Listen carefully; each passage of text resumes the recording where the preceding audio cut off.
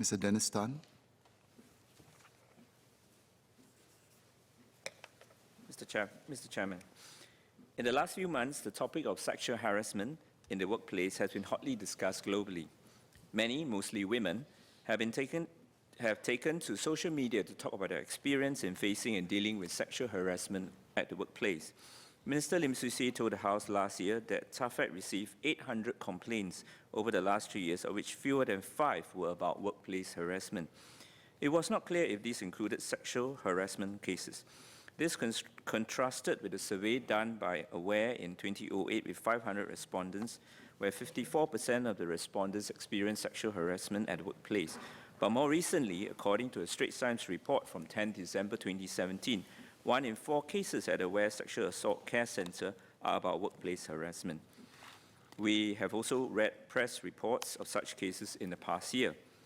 Are there sexual harassment incidences happening in our workplaces which are not being surfaced due to a variety of reasons?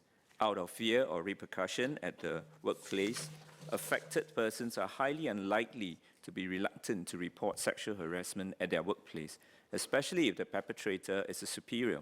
This is especially so if company policies are not explicit on what constitutes sexual harassment and what standard of procedures are taken when reports are made. Minister Lim has said that TAFEC works with NTUC and SNEF to conduct regular courses to manage workplace harassment and train a fair amount of company representatives in the past 2 years. However, the measures in TAFEC guidelines are not prescriptive, and the ministry does not track how many firms have implemented the recommendations. At present, the TAFEC guidelines are clear and good in giving specific guides to employers on what they can do to reduce incidences of workplace harassment. However, the guidelines still places a bit more emphasis on affected persons taking responsibility for their own workplace safety, keeping alert, looking out for signs, and understanding what constitutes harassment. There is less emphasis, however, on educating staff on how not to harass and the consequences of doing so. The guidelines also do not illuminate on sexual harassment in detail. As seen in recent debates around the globe, it can sometimes be ambiguous to perpetrators on what constitutes sexual harassment.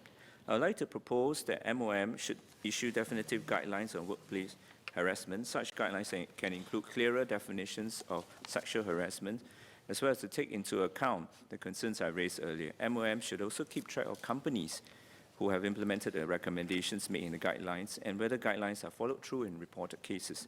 Finally, may I suggest that the Ministry of Manpower could consider carrying a fresh survey to get a more realistic picture of the incidence of sexual harassment at the workplace in Singapore. It may provide a better picture so as to help the Ministry as well as NGOs to take a more focused approach to handle all related issues more effectively.